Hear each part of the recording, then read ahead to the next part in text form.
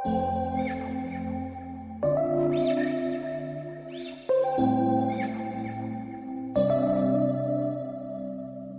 we met, I could tell by your smile. नमस्ते बच्चों, आज हम कक्षा 7वीं की चौथी कविता देखेंगे। इस कविता का शीर्षक है बंदर का धंधा और इस कविता के रचनाकार है नरेंद्र गोयल। पहले हम कवि का परिचय देखते हैं और बाद में कविता देखते हैं। कवि नरेंद्र गोयल जी का जन्म 21 अक्टूबर 1963 में उत्तर प्रदेश के गाजियाबाद जिले के पिलखुआ इस गांव में हुआ है। कवि ने जो रचनाएं लिखी है वो कुछ इस प्रकार है। गीतमाला, गीत गंगा, गीत सागर, झूला झूले और चीची चिड़िया इत्यादि रचनाएं कवि ने लिखी है। अब हम देखते हैं नरेंद्र गोयल जी का परिचय। नरेंद्र गोयल जी एक बाल मनोविज्ञान के ज्ञाता के रूप में विख्यात है। इन्होंने बालोपयोगी बहुत सारी रचनाएं हिंदी साहित्य जगत को दी है।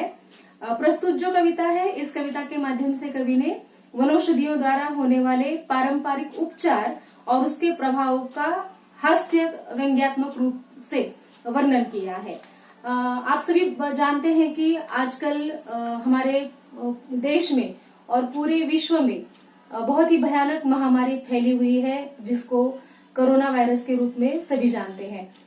बच्चों, हमारा देश जो है वह पुराने काल से वेदों को मानता आया है और हमारे देश में आयुर्वेद के उपचारों को ज्यादा महत्व दिया जाता है। और आज पूरे विश्व ने आयुर्वेद की जो उपचार पद्धति है उसको स्वीकार किया है। इस नए वायरस पर आज पूरी दुनिया अनुसंधान कर रही है। दवा के लिए उसको वैक्सीन खोजने के लिए प्रयत्नशील है, लेकिन अब तक उस पर प्रभावकारी दवा नहीं मिल पाई है। लेकिन अगर हमारे देश की बात देखी जाए तो हमारे देश में इस वायरस पर नियंत्रण लाने के लिए विभिन्न प्रकार की वनौषधियों के काढ़े बनाकर मरीजों को दिए जा रहे हैं, जिससे हम ये नहीं कह सकते कि वो वायरस पूर्ण रूप से उनके शरीर से खत्म हो रहा है, लेकिन इतना जरूर है कि मरीज की जो प्रतिकार शक्ति है, प्रतिकार क्षमता है, उसमें बढ़ोतरी अवश्य हो रही है। और इसी से हमें पता चलता है कि जो भी जड़ी बूटियां हैं, वनौषधियां हैं, उनका हमारे जीवन में कितना महत्व है। आज हम जो ये कविता देखने वाले हैं, इस कविता के माध्यम से कवि ने जो जंगल में रहने वाले प्राणी है, जैसे कि बंदर है, भालू है या लोमड़ी है, इन वन्य प्राणियों के माध्यम से उन्होंने वनौषधियां जो है उनका महत्व और उसकी उपचार पद्धति का तरीका या ये उपचार पद्धतियां कितनी प्रभावशाली होती है, यह इस कविता के माध्यम से हमारे सामने प्रस्तुत किया है। तो देखते हैं आज हम ये कविता बंदर का धंधा। तो इससे पहले कि हम इस कविता में आए हुए कठिन शब्दार्थों को देखें या इस कविता की पंक्तियों के भावार्थ को समझे, हम इस कविता को पहले लय और ताल के साथ इसको गाते हैं। तो मैं आपको ये कविता गाकर सुनाती हूँ। हाथ लगा बंदर के एक दिन टूटा फूटा आला, हाथ लगा बंदर के एक दिन टूटा फूटा आला, झट बंदर ने पेड़ के नीचे कुर्सी मेज लडाला, झट बंदर ने पेड़ के नीचे कुर्सी मेज लडाला, भालू आकर बोला मुझको खांसी और जुकाम, भालू आकर बोला मुझको खांसी और जुकाम, बंदर बोला तुलसी पत्ते पीपल की जड़ थाम, बंदर बोला तुलसी पत्ते पीपल की जड़ थाम, पानी में तुम इन्हें उबालो सुबह शाम को लेना, पानी में तुम इन्हें उबालो सुबह शाम को लेना, खांसी जब छूमंतर होवे फीस तभी तुम देना, खांसी जब छूमंतर होवे फीस तभी तुम देना,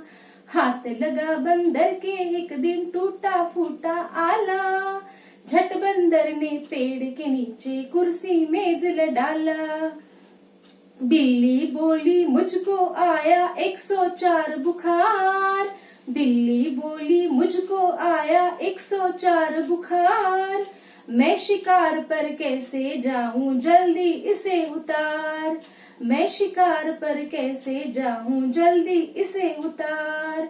बंदर बोला रस गिलोय का 3 बार तुम पीना। बंदर बोला रस गिलोय का 3 बार तुम पीना। कल से ही तुम डांस करोगी इना मीना डीना। कल से ही तुम डांस करोगी इना मीना डीना। हाथ लगा बंदर के एक दिन टूटा फूटा आला। हाथ लगा बंदर के एक दिन टूटा फूटा आला। झट बंदर ने पेड़ के नीचे कुर्सी मेज डाला। झट बंदर ने पेड़ के नीचे कुर्सी मेज डाला। तभी लोमड़ी आकर बोली चिकना सुंदर मुझे बनाओ। तभी लोमड़ी आकर बोली चिकना सुंदर मुझे बनाओ। मैं ही दिखूं सबसे सुंदर ऐसी बूटी लाओ। मैं ही दिखूं सबसे सुंदर ऐसी बूटी लाओ। बंदर बोला घी कुंवार तुम दोनों समय लगाओ। बंदर बोला घी कुंवार तुम दोनों समय लगाओ। चमकेगा कुंदन सा चेहरा फीस मुझे दे जाओ। चमकेगा कुंदन सा चेहरा फीस मुझे दे जाओ। चल निकला बंदर का धंधा अब वह मौज मनाता। चल निकला बंदर का धंधा अब वह मौज मनाता। अच्छी अच्छी जड़ी बूटियां जंगल से वह लाता। अच्छी अच्छी जड़ी बूटियां जंगल से वह लाता। हाथ लगा बंदर के एक दिन टूटा फूटा आला। हाथ लगा बंदर के एक दिन टूटा फूटा आला। झट बंदर ने पेड़ के नीचे कुर्सी मेज डाला। झट बंदर ने पेड़ के नीचे कुर्सी मेज डाला। झट बंदर ने पेड़ के नीचे कुर्सी मेज डाला। अभी हमने इस कविता को गाकर देखा। अब हम देखते हैं इस कविता में आए हुए कठिन शब्दार्थ। इस कविता में आया हुआ जो पहला कठिन शब्द है वह है आला। आला का अर्थ होता है डॉक्टर का स्टेथोस्कोप। आप लोगों ने डॉक्टर को जांचते हुए देखा होगा। डॉक्टर कान में कुछ डालते हैं हेडफोन जैसे और मरीज के छाती पर कुछ रखकर जांचते हैं। तो वो जो चीज होती है आप देख रहे हैं बंदर के कान में है ये, तो इसे स्टेथोस्कोप कहा जाता है। पाठ्य पुस्तक में भी आप देख सकते हैं बंदर के कान में ये स्टेथोस्कोप है, तो उसे आला कहा जाता है। अगला शब्द है थामना। थामना का अर्थ है पकड़ना। थाम कर का अर्थ है पकड़कर। छूमंतर का अर्थ है गायब होना। गिलोय एक प्रकार की जड़ी है। जड़ी का अर्थ है जड़, झाडाचं मूळ। गिलोय ये जो वनस्पति है उसको मराठी में गुळवेल कहा जाता है। ये ज्यादातर नीम के पेड़ पर आती है और नीम के पेड़ पर आने वाली जो गिलोय होती है वही ज्यादा लाभदायक मानी जाती है वनौषधियों में। तो गिलोय का अर्थ है एक प्रकार की जड़ी। बूटी का अर्थ है वनौषधि। वन में जो औषधियां पाई जाती है उनको वनौषधि कहा जाता है। घी कुंवार का अर्थ है एक प्रकार की बूटी, उसको घृत कुमारी भी कहा जाता है और मराठी में इसका अर्थ होता है कोरफड।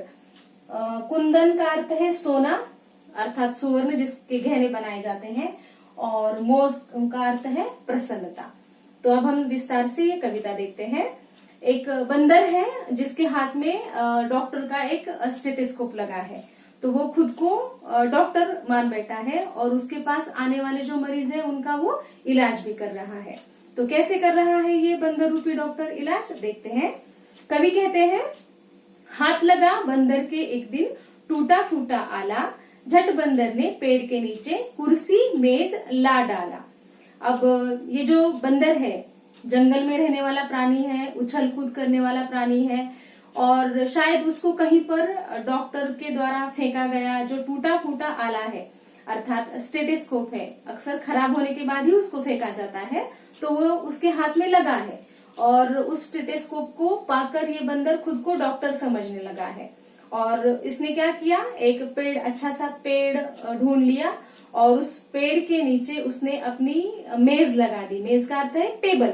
तो टेबल और कुर्सी उसने लगा दी है और वह खुद डॉक्टर बनकर अपनी डॉक्टरी का धंधा का अर्थ क्या है, व्यवसाय। अब यहाँ पर बंदर धंधा कर रहा है, व्यवसाय कर रहा है, उसका काम कर रहा है। और अब वो कौन सा काम कर रहा है, डॉक्टरी का काम कर रहा है, इलाज करने का काम कर रहा है। तो उसने मेज और कुर्सी डाल दी है। अब इस डॉक्टर के पास मरीज भी आने लगे हैं।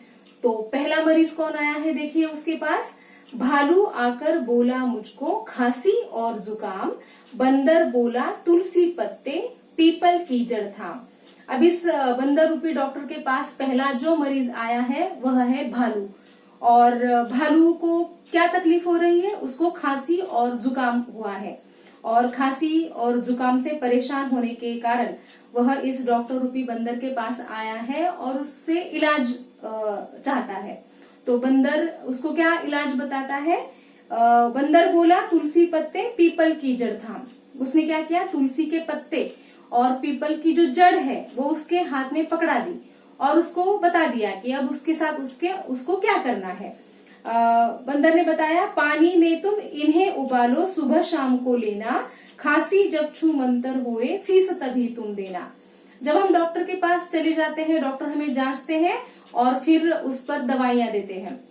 और दवाइयों का सेवन हमें कैसे करना है वो भी बताते हैं। सुबह, दोपहर, शाम को करना है, खाली पेट करना है या खाने के बाद करना है, ये सब बताते हैं ना डॉक्टर। तो बिल्कुल वैसे ही बंदर ने भालू को बता दिया है। तुलसी के पत्ते और पीपल की जड़ को उसने क्या किया है, पानी में उबालकर उसका सेवन करने के लिए कहा है। और कौन से समय पर, सुबह और शाम, 2 वक्त उसको ये दवा उसने पीने के लिए कही है। और कहा है कि जब तुम्हारी खांसी छूमंतर हो जाएगी, छूमंतर का होना इसका अर्थ क्या है, गायब हो जाना। जब तुम्हारी खांसी पूर्ण रूप से खत्म हो जाएगी, गायब हो जाएगी, तभी तुम मुझे फीस दे देना। ऐसा विश्वास यहाँ पर बंदर ने भालू के सामने व्यक्त किया है। अब आगे देखते हैं इस डॉक्टर के पास कौन कौन आता है। हाँ, बिल्ली बोली मुझको आया 104 बुखार, मैं शिकार पर कैसे जाऊं जल्दी इसे उतार। अब इस बंदर रूपी डॉक्टर के पास अगला जो मरीज आया है वह है एक बिल्ली। और बिल्ली को क्या तकलीफ है, उसको बुखार आया हुआ है। और बुखार कितना आया हुआ है, 104 उसको बुखार आया है, मतलब बहुत ज्यादा बुखार है। और ज्यादा बुखार की वजह से बिल्ली शिकार पर नहीं जा सकती और वो चाहती है कि बंदर उसको ऐसी कोई दवा दे जिसकी वजह से उसका बुखार जो है वो जल्दी से कम हो जाए और वह शिकार पर चली जाए। और अब ये जो बंदर है उसको क्या इलाज बताता है, देखिए। बंदर बोला रस गिलोय का 3 बार तुम पीना, कल से ही तुम डांस करोगी इना मीना डीना। अब बंदर उसको बोलता है कि तुम्हें मैं इलाज बताता हूँ। तो कौन सा इलाज बताया है उसने, कि गिलोय का रस। हमने देखा कि गिलोय एक प्रकार की जड़ी है, गुड़वेल जिसे कहा जाता है। तो इसका रस जो है वो उसका सेवन बिल्ली को 3 बार करना है, मतलब 3 बार गिलोय का रस अगर बिल्ली पीती है, उसका सेवन करती है, तो उसका जो 104 इतना ज्यादा बढ़ा हुआ बुखार जो है वो पूर्ण रूप से खत्म हो जाएगा और बिल्ली जो है वो बिल्कुल स्वस्थ हो जाएगी। और हो सकता है कि वो अपने आप को इतना स्वस्थ समझे, उसकी तबीयत इतनी अच्छी तरीके से ठीक हो जाए कि वो डांस भी कर सकती है, इना मीना डीना ऐसा वो डांस भी कर सकती है, ऐसा बंदर उसको बोलता है। तभी उसके पास एक और मरीज आता है। तभी लोमड़ी आकर बोली चिकना सुंदर मुझे बनाओ, मैं ही दिखूं सबसे सुंदर ऐसी बूटी लाओ। अब ये लोमड़ी किसे कहते हैं आपको पता है, जंगल में रहने वाला ही प्राणी है, मराठी में उसको कोल्हा कहा जाता है। तो ये लोमड़ी आई है बंदर के पास और उसका कोई स्वास्थ्य खराब नहीं हुआ है, ना उसको भालू की तरह खांसी है, जुकाम है, ना ही बिल्ली की तरह उसको कोई बुखार आया हुआ है, बल्कि लोमड़ी की समस्या अलग है। वो अपने आप को चिकना और सुंदर बनाना चाहती है और इसीलिए वह इस बंदर रूपी डॉक्टर के पास आई है और चाहती है कि कोई ऐसी बूटी, कोई ऐसी वनौषधि बंदर उसको दे जिसको वह अपने चेहरे पर लगाकर उसका चेहरा जो है वो चमक उठे, वो सुंदर दिखे। सबसे सुंदर वह दिखना चाहती है।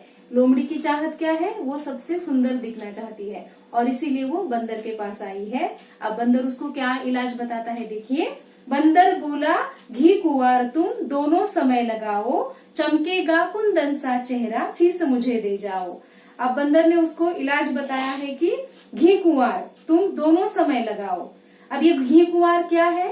तो जैसा पहले मैंने बताया, घृत कुमारी उसको कहा जाता है और मराठी में हम उसको कोरफड कहते हैं।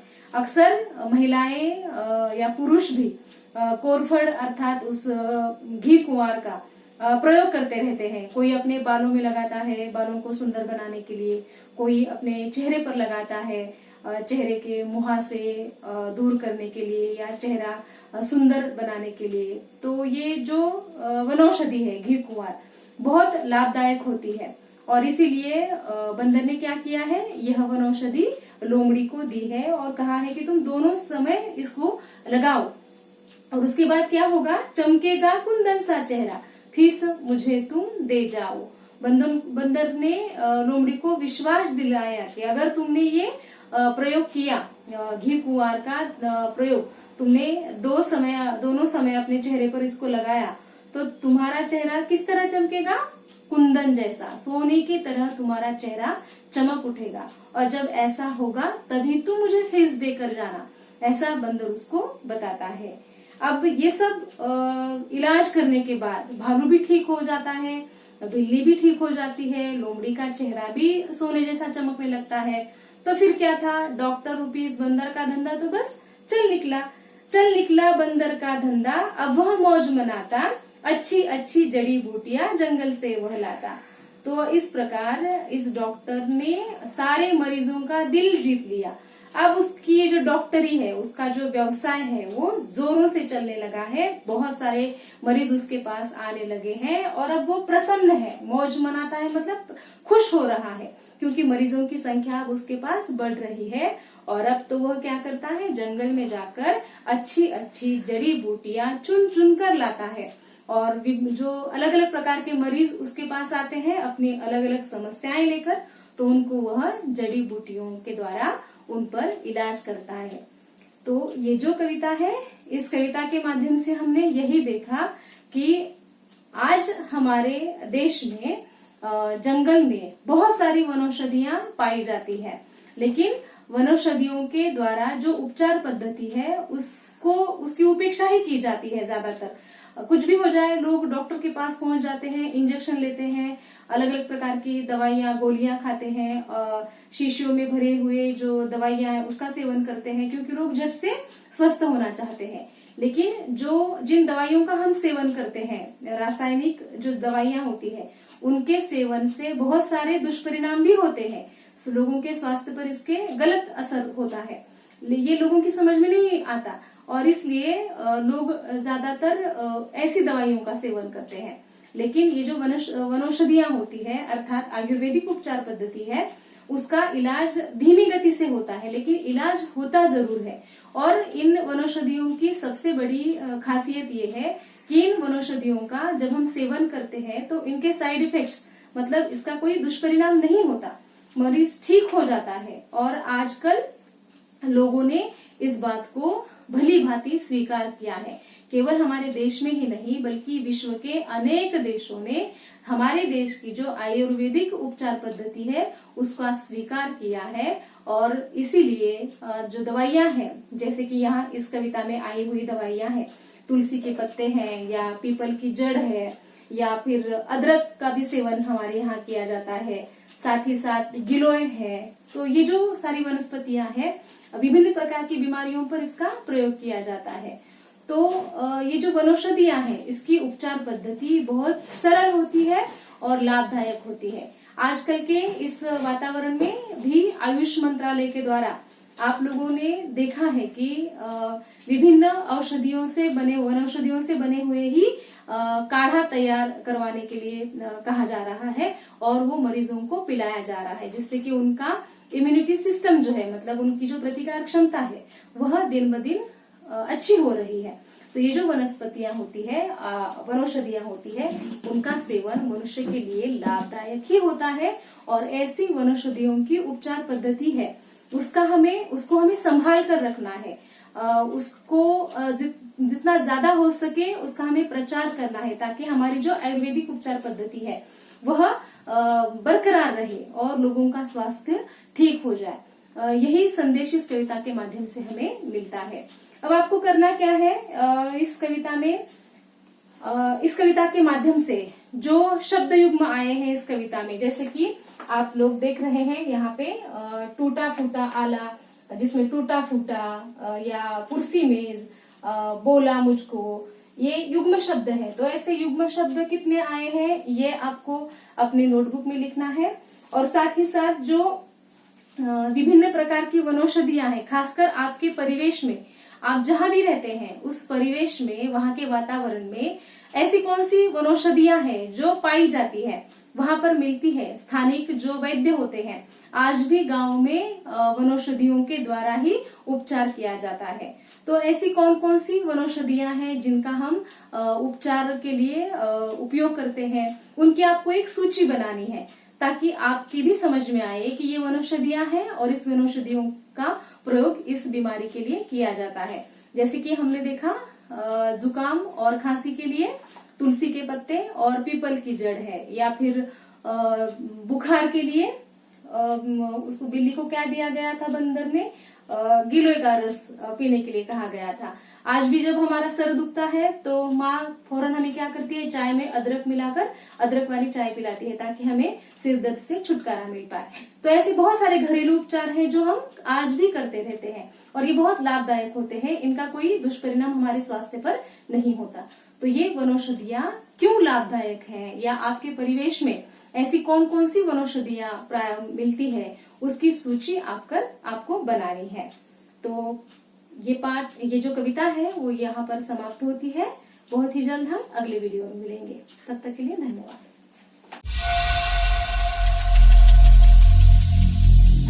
Every single day